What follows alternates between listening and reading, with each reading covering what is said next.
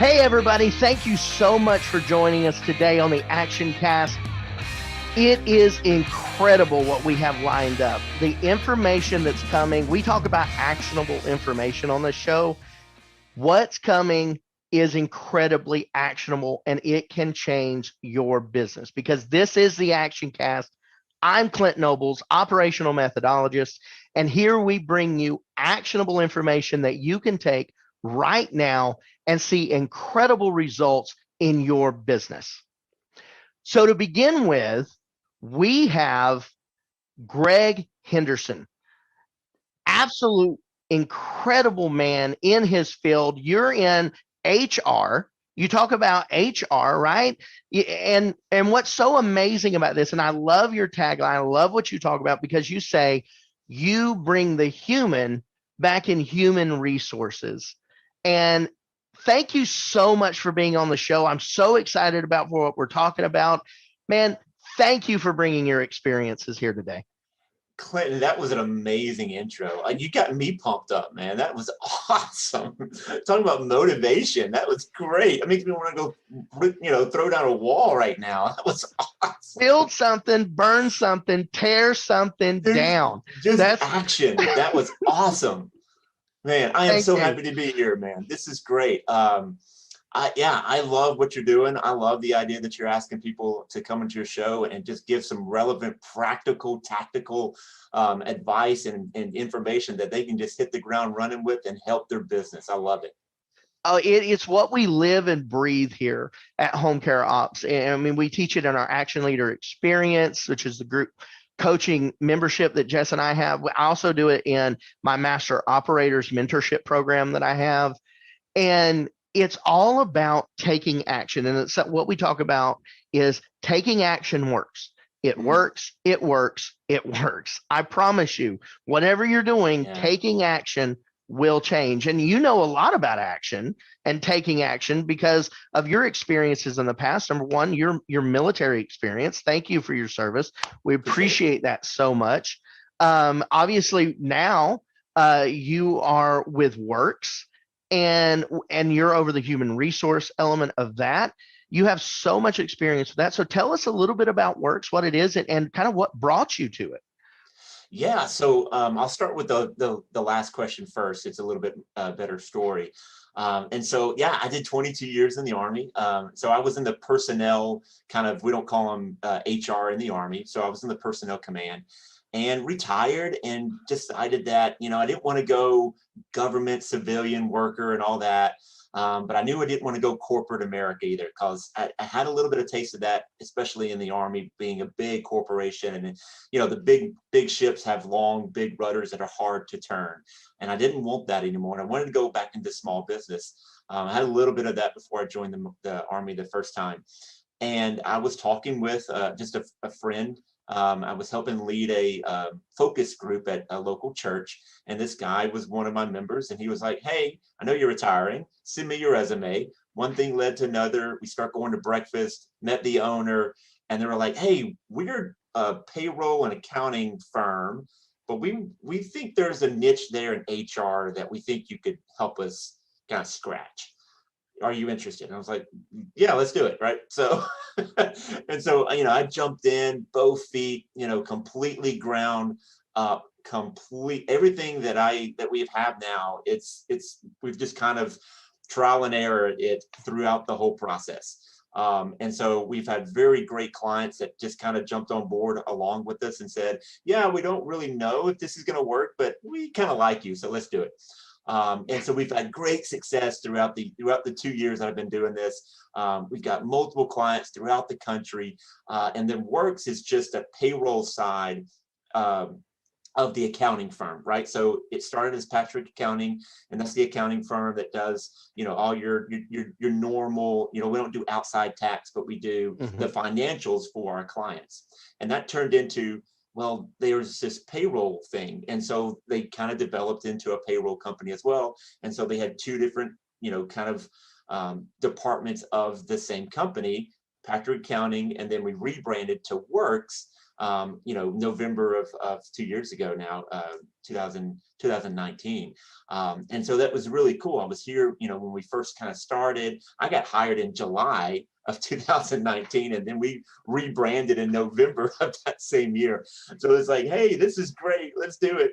And then we brought HR in on the work side of the house to help out clients. Again, our mantra, our philosophy is helping small business owners run awesome businesses. And how we can do it, we're just another teammate for them to help them get one step better every single day. So super excited to be here. Again, only been here about 2 years, but sky's the limit for as long as we're concerned. So that's fantastic, and I love how it was so organic and how it grew and brought you to where you are. And one of my mentors in my career used to tell me the answer to every problem is people.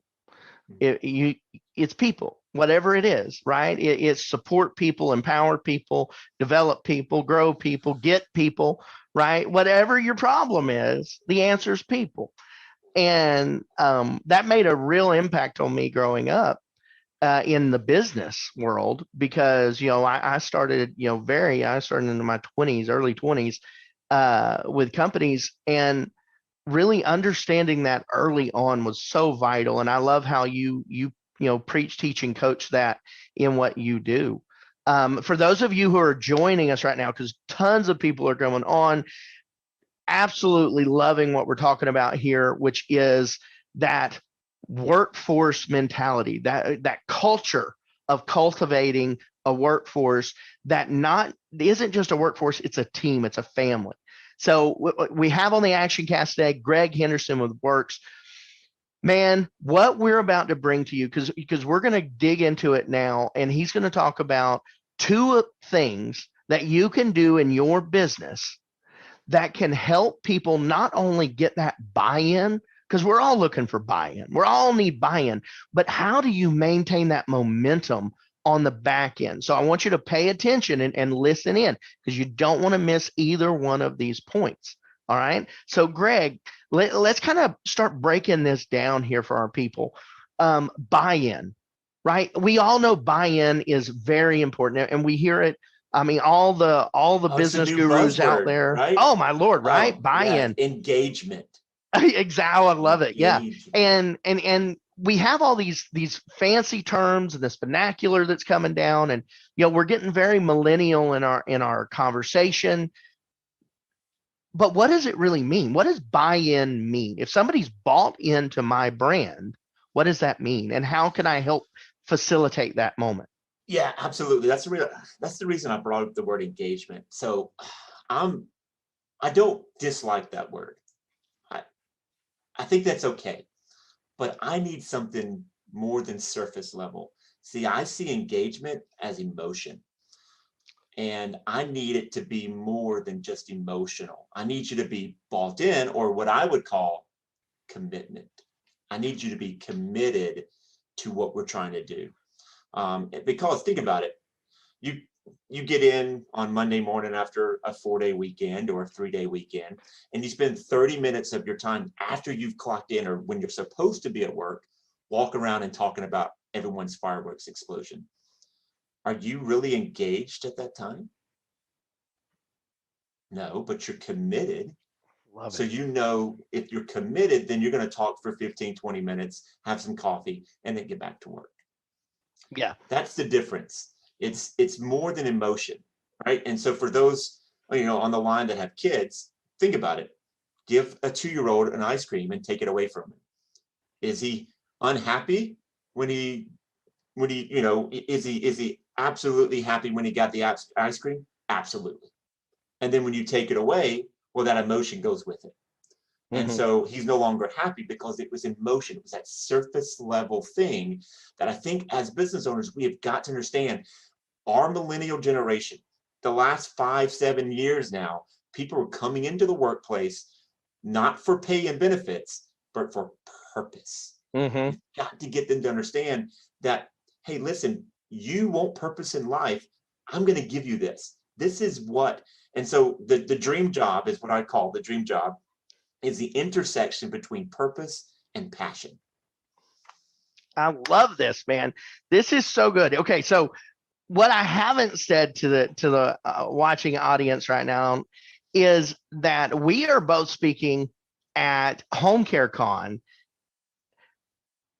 Man, it's going to be fantastic. Like, I'm so glad. Like, you're speaking, we're both speaking on pre-con, right? So I'm speaking that morning, and I'm talking about the DNA of a self-replicating business. And you're coming in on the afternoon at that 1 o'clock spot and teaching a 3-hour workshop on this human aspect, building this human culture. And I'm telling you, what you're talking about. That's so cool. And what DNA I'm talking about, it's like simpatico, man, right? Man, it's going to be so hard not to like tell everything that we're talking about that day, because what we're talking about right now, it's really the foundation of true success in your business, right? And so you talk about engagement, and for those of you just joining us, we're talking with Greg Henderson of WIRKS about that human element within our business, that we need to create a culture of commitment and purpose, right? Purpose through commitment. And I love that, because one of the things I talk about engagement with my master operators, because you're right, engagement is a huge buzzword. Everybody loves it. But there's a meaning to the word. And I'm a word man. My dad was a Pentecostal preacher, so there's a word for everything. Right. And we say it about 15 times in a row, just so you get it. But the truth is, there's meaning to the word. So when we talk about being engaged with something, there's a reason that word is important, because that word means commitment. If you think about it, if I go and when I ask my wife, right, what is that called? I'm getting engaged. I am creating a moment of commitment, right? So on our side, right? So I talk about, you talk so masterfully about the human aspect of it. On my side, I talk about the operations of it, right? So there is this operational foundation that we need to build within our business, not just for our client, because we talk about client experience, but also for our employees and our team members, that we need to create this operational structure that literally proposes them this opportunity to create purpose through the work and through the business that we have created. And when they accept that proposal, right, we have then created an engagement moment. Right. And so but you can do that operationally. And that's what I love that you talk about, because the next point here is momentum. Mm-hmm. Everybody loves buy-in.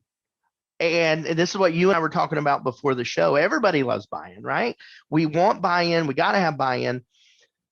But after you purchase something, 100% of the time, or I'll say for the most part, there's always buyer's remorse.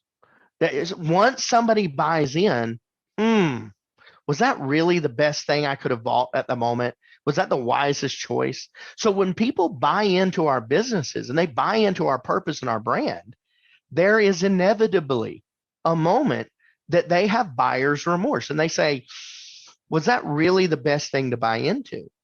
So I'm going to ask you, as the expert on putting the human back in human resources here, all right? What can we do to maintain that momentum from purchase to purpose? Okay, here it is. So I'm in the Army, right? So I'm retired in the Army. So we love acronyms. And why do we do acronyms?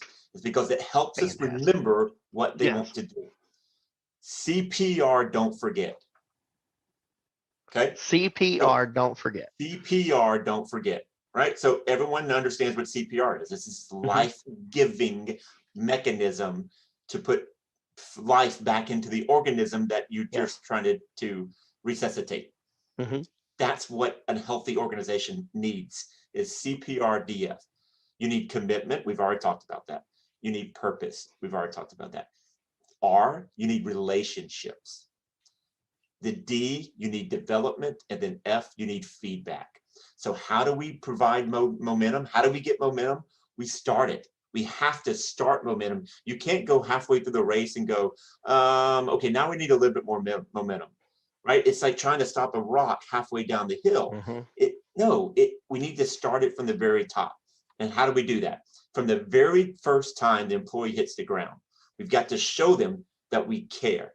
We care about relationships, so we're going to get to know them as people. We're going to ask them what inspires them.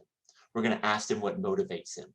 Hey, what do you think would be a good thing for, what's the best day look like in your workplace, right? We're going to get to know them. When they onboarding is not orientation. Okay, I'll say that one more time. Onboarding is not orientation. 100%. It is a year-long process. Part of the onboarding is we have a training plan for new employees. Once they finish the training plan, then we sit them down and say, hey, what did you like about the training plan? What did you not like about the training plan? And what does that do? That provides that trust and transparency that we're trying to get them to understand that we want from them from the very beginning. How many times are you sitting down with your brand new employees and asking them, hey, why do we suck? Yeah. Can we make it better? That's how we provide that momentum, is showing from the very beginning, hey, this is what we care about feedback. We care about coaching and feedback as a culture. We care about development. How do we care about development? First day of your workplace, if you had a 3-year plan of inward mobility on this is where we expect you to be in 3 years. Wow. How cool would that be?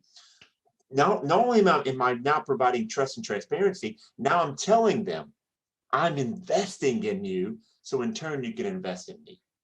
I love it, man. I love that so much. CPR, don't forget. CPR DM. I love that. That is so good because it hits really every note that we as business owners need. I remember, I'll tell a quick story real quick. Remember, son of a Pentecostal minister. But I'll tell a quick story here. So when I first took over the operations of Nobility, our home care agency, Jessica and I run a home care agency right now. And when I first took over the operations, I remember I come in and I was asking, I said, okay, well, what is your intake process? Write it out for me, show me what your intake process is and what's your orientation process. And I was asking her these questions and they said, well, this is our onboarding. And like, I would label documents, I would be like intake, orientation, right? And then they were like, I was looking everywhere for onboarding. I couldn't find the onboarding packet. And it took me a while to realize that they were talking about the scope, right? It was a bucket. Onboarding was a bucket they poured everything into. And then this happened when you first got hired or you first were hired. And I remember sitting down and explaining to the leadership, it was like, no, wait a minute. Your onboarding lasts far beyond when you hire someone and they go through that orientation, right? In all honesty, your onboarding doesn't start until after orientation. That's when you're actually getting them on board, right? That's right. So, and I remember having that moment. Yeah, exactly. And I remember having that kind of aha moment that, wait a minute, this is all individual items here that we need to focus on, because if we just look at onboarding, then we're just lump summing everybody together and saying this is what everybody needs. And you talk about, development. And development is my trigger word. I love development. Like it's my bread and butter. It's what I absolutely love. It's what our master operators mentorship program is all about. We're teaching, these owners who are ready to be real hands off, right? They're $4, $5, $10 million, $11 million owners. They're ready to be super hands off and really see the freedom that comes with owning their business, but they need to know how to develop their crew and develop their team, right? So that's really what that program is about. And one of the things that we talk about in there is understanding that when you go into this development moment, there needs to be a future. And when I come into home care, and I know you had experience with the home care world and kind of digging into this, when we come into this home care world for me, I met with 4 of our top care providers, and I met with them. I mean, collectively, they probably had about 50 years worth of experience collectively, right? So, I mean, one had been there 14 years, one had been there 20 years, right? And they have been doing this for this long. And I sat down with them, and I'm brand new to the company. I'm sitting down and I said, that's so good. Thank you so much for your experience. So what do you want to do in our company? And they said, what do you mean? I mean, without fail, they all was like dumbfounded. They were like, what do you mean do in our company? I care give. That's what I do. Yeah. I give care. And I said, no. I mean, and you do that great, but you have, 15 years of experience. Where do you want to go from here? Where do you want to take this? And I remember one person said, oh, and she got it, right? And she was like, oh, well, when I retire, I want to only do this probably 2 days a week. And I was like, what? It like threw me, right? Yeah. Because all of a sudden, this person had worked 15 years, right? And her entire idea of advancement was when she retires, she's only going to do it half as much. Yep. And I come back to Jessica and I told her, I said, what is this issue? Like, what is it? And this is something in the action leader experience. We put together a hierarchy structure, and we teach our action leaders how to create this hierarchy structure because, and I mean, we go through every level, right? We take them from level 1. And I mean, in our own agency, and I love this story because in our own agency, we had a part-time care provider that started part-time shortly after I took over operations. She became community, she became the care lead. She became care manager. Then she became, a regional care manager. And then she became our operations director. Do you know what she's doing right now, Greg? Because from operations director, she became our managing partner, right? And then from managing partner, her and her husband went and opened their own business. Yep. That they had always wanted to do together. And she used the skills that she learned through our company. And we were so proud that that happened, right? From part-time care provider to managing partner, and now her own entrepreneur. Like, that's growth, that's development. And she had no idea. She didn't even know she wanted to do caregiving. When she started with us, she was like, I really kind of don't like it. Yeah. But that's what developing people is. You're absolutely right, Clint. I think it's, for some reason, I don't know where it happened, but somehow we as the leader have got this kind of skewed view that our people below us are never supposed to outgrow us. And I think that's just wrong. I think that's the leader's job is to produce an environment where they can outgrow us. Right? I mean, it's my job to cultivate the ground that you're on so you can outgrow me. I want you to outgrow me. I love it. Maybe that's just me being simple.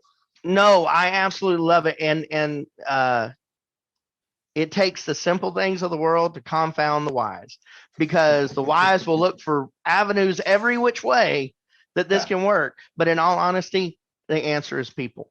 And so I'm gonna ask you something here. I'm gonna kind of put you on the spot really quick, because in the pre-show, you and I talked about this, and there's 2 things that I absolutely love that you talked about, and I would love for you to talk about to the people really quick, because I know we're coming up on time here, and it's been fantastic. And man, just you have shown your experience and you have shown your expertise in the subject, and I'm super thrilled to have you on the show. It's been just a blast. But I want to ask you this really quick. So there's 2 things that we talked about. Number one, you said the definition of a leader from the military, and if you could kind of go over that. And then on the tail end, you said there's a term, there's kind of a saying about foxholes in the military. And so if you could, let's go into that just really quick. Give us the definition of a leader, and then tell us about this foxhole concept. Yeah, so the definition of the leader in the Army is the idea of providing purpose, direction, and motivation to a job that has to get done. So that's what a leader's job is to provide purpose, direction, and motivation. So the purpose, we've kind of talked about that. The direction is leading from the front. Can you, as a leader, can somebody look behind you and go, oh yeah, I can get behind him because I know what he's going to do when the camera's off, when it's 3 o'clock in the morning, I know what he's going to do because he has the right values and the character of a leader that I can trust and get behind and follow. Right? So if you're walking and there's nobody following you, you're not a leader, you're just taking a walk. Right? So purpose, direction, and motivation. Motivation has got to be there, right? You've got to be passionate about what you want to get your people to understand. And then the idea of this, always improve your foxhole. It's this continuous learning process. And I love it because it's exactly what WIRKS is all about. One step better every day. And so just because we get to the next pinnacle of success, it's not a plateau. It's just a stepping stone to the next place. So can you do that? Can you understand that once you think you hit the pinnacle of success, don't look around, don't get complacent, don't get lazy, look for the next opportunity. It may be the next technological advance out there to help your business. It may be the next person that you didn't even think that you need, but you want to make your business better the next day. And that's what we're trying to get you to understand is do something better that's going to help the organization every single day. Because when we do that, I think we win. Oh man, you win so much. You win so much. And thank you again. You have been fantastic. Greg, obviously they can see, hear, and be inspired by you at Home Care Con coming up very quickly. If you have not registered, make sure to go register and definitely see Greg's workshop. It's going to be incredible. I actually have registered for it. It's fantastic. I'm looking forward to it so much. I'm going to put you on the spot then. Oh, excellent. Excellent. Preacher's kid. I love the spot. So, all right. But you have been fantastic. But where else can we see you? I know you have podcasts, lives. Yeah. How can we get more Greg? So WIRKS has all that. So if you follow WIRKS, you'll get all that information. So LinkedIn, Instagram, Facebook, we're all over there. So if you're interested, just look up WIRKS, and it's the uncommon spelling, right? WIRKS, and then you'll be able to find all of our information and content. And we're just hope to see you at the conference. That'd be fun. Awesome. I cannot wait to see you at the conference. I can't wait to see everybody there. It's going to be fantastic. Thank you again. This has been an absolute highlight. I love this conversation. I love what we're talking about. And most of all, I love what you're doing for the industry and for those that you are working with. Thank you very much for that. Thanks again. This is awesome. Thanks, Clint. All right, man. Have a great day. Y'all out there, remember CPRDF. If you don't remember it right now, rewind. Get it. Get it. It's good. All right. Thank you all, and keep taking action, everybody.